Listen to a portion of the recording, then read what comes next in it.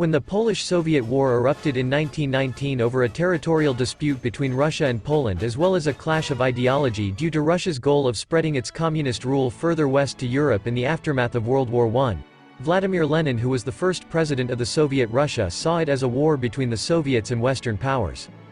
Just like President Vladimir Putin today, Lenin believed that Poland was a battlefield between his Soviet Russia and Western powers like United States, France, Italy, Britain and even Japan. He eventually emerged victorious in the war, defeating Poland and those powers despite having endured several challenges like a civil war and assassination attempts. 100 years after these definitive events that forged Russia's supremacy once again, we are on the verge of witnessing history repeat itself if at all Russia's current war against Ukraine is to go by. But before we proceed, here's a brief history of time and how Lenin defeated the West. When Vladimir Lenin came to power as the founding president of the Soviet Russia on November 8, 1917 following the 1917 February Revolution that ousted the Tsars, bringing an end to imperialism in Russia, and the subsequent October Revolution in which his Bolshevik party overthrew the provisional government that had succeeded the Tsars, he inherited a country embroiled in the First World War, with war-weary Russian troops battling the Central Powers of Germany and Austria-Hungary on the Eastern Front. Then, deeming the ongoing conflict as a threat to his own government, Lenin sought to withdraw Russia from the war by using his decree on peace to establish an armistice, after which negotiations took place resulting in the Treaty of Brest. The Treaty of Brest was a humiliating and punitive treaty that was highly unpopular within Russia because inasmuch as it established a cessation of hostilities, it granted considerable Russian territory to Germany, who took control of large areas of the former Russian Empire. The treaty was signed on 3 March 1918 between Russia and the Central Powers that included Germany, Austria-Hungary, Bulgaria and the Ottoman Empire, subsequently ending Russia's participation in World War I. As a result of the treaty, Soviet Russia defaulted on all of Imperial Russia's commitments to the Allies, and 11 nations in Eastern Europe and Western Asia became independent. Under the treaty, Russia also lost all of Ukraine and most of Belarus, as well as its 3 Baltic republics of Lithuania, Latvia and Estonia that were called Baltic Governorates in the Russian Empire, and these 3 regions became German vassal states under German princelings. The Treaty of Brest therefore saw the Imperial Germany end up occupying a large amount of the territory to its east, which was formerly under Russian control. That occupation was however short-lived because following Germany's declaration of unrestricted submarine warfare in early 1917 at the height of World War I, the United States got interested in the war, and after Germany's failed spring offensive in October 1918, the German armies started retreating, considering the fact that its allies like Austria-Hungary and the Ottoman Empire had collapsed and Bulgaria had surrendered. With the defeat of Germany in the Western Front and the withdrawal of the Imperial German Army in the Eastern Front, Vladimir Lenin and his Soviet Russia disavowed the Treaty of Brest and proceeded to recover many of the former territories of the Russian Empire, although it was battling a civil war. Then, with the collapse of the Russian and German occupying authorities, virtually all of Poland's neighbors began fighting over borders and other issues. Conflicts such as the Finnish Civil War, the Estonian War of Independence, the Latvian War of Independence, and the Lithuanian Wars of Independence, which were all fought in the Baltic Sea region. Poland, which had just gained its independence from the Austro-Hungarian Empire in November 1918, as well wanted to gain control of much of these areas, or rather restore its borders to pre-1772, and this led to the Polish-Soviet War, which broke out on the 14th of February 1919 and went on up to the 18th of March 1921. In the war, Russia's Vladimir Lenin, who had survived serious assassination attempts on multiple occasions, was determined to regain control of the territories abandoned by Russia in the Treaty of Brest and to set up Soviet governments in countries that emerged in the western parts of the former Russian Empire. At first, Poland registered military success on a substantial scale, taking over most parts of the present-day Lithuania and Belarus, largely because Vladimir Lenin and the Soviet Red Army were still preoccupied with the Russian Civil War. Then, following Lenin's Bolshevik party fighters gaining the upper hand in the Russian Civil War, they advanced westward towards the disputed Ukrainian lands and came face to face with Polish forces in April 1920. At that point, the now famous Kiev Offensive of April 1920 commenced and resulted in the takeover of Kiev by Polish and allied Ukrainian forces on the 7th of May 1920. Soviet armies in the area were weaker and therefore chose to withdraw instead of confronting Polish forces because they sensed defeat way before the battle. Lenin's Red Army responded to the Polish offensive with more lethal counterattacks from the 5th of June 1920 on the southern Ukrainian front and from the 4th of July 1920 on the northern front. This aggressive operation by the Soviets pushed the Polish forces back westward, all the way to Warsaw despite interventions by Western powers like France, Britain, Italy, United States and Japan. The Western powers had at first been drawn into Russia's civil war, then subsequently the Polish-Soviet War, by fears that Soviet troops might arrive at the German borders sooner than later.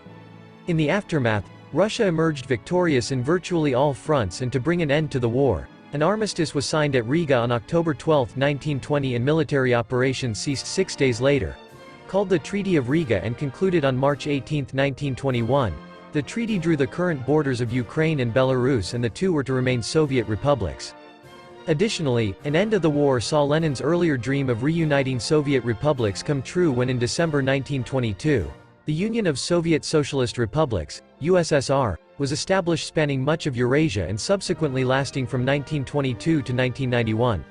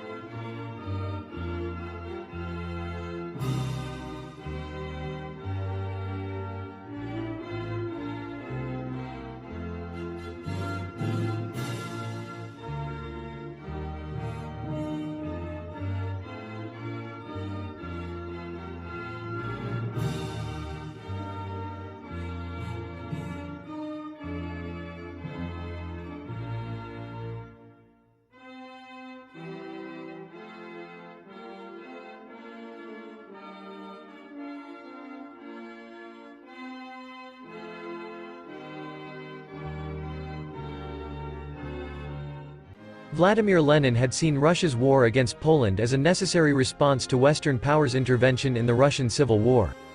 He had been quoted saying in a secret party congress that by attacking Poland, we are also attacking these Western powers.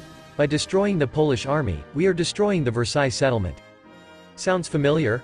I bet it does, because amid the ongoing Russia-Ukraine war, President Vladimir Putin has on countless times said that Russia is not necessarily fighting Ukraine because Ukraine and Russia are like one big family. That instead, Russia is fighting against Western powers, or rather the North Atlantic Treaty Organization, NATO, in this war. К чему привели безумные притязания нацистов на мировое господство. Забыли, кто разгромил это чудовищное, тотальное зло, кто встал стеной за родную землю и не пожалел своих жизней ради освобождения народов Европы. Мы видим, как в ряде стран безжалостно и хладнокровно разрушают мемориалы советским воинам, сносят памятники великим полководцам, создают настоящий культ нацистов и их пособников, а память о подлинных героях пытаются стереть и оболгать. Такое надругательство над подвигом и жертвами победившего поколения – это тоже преступление. Then, despite claims by Ukraine that its counteroffensive against Russia has been largely effective and that Russian troops have been withdrawing from various villages in the Donetsk region, Vladimir Putin has insisted that Ukraine has been registering immense losses.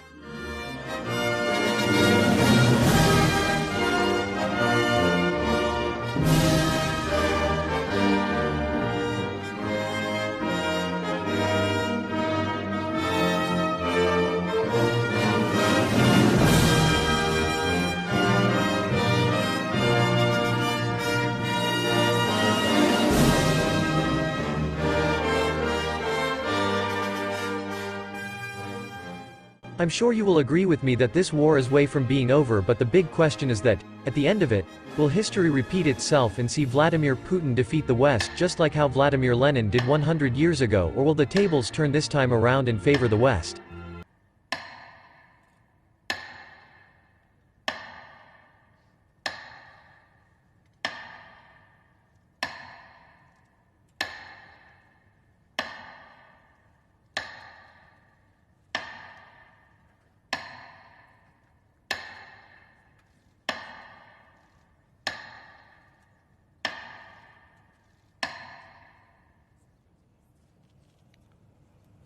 Спасибо.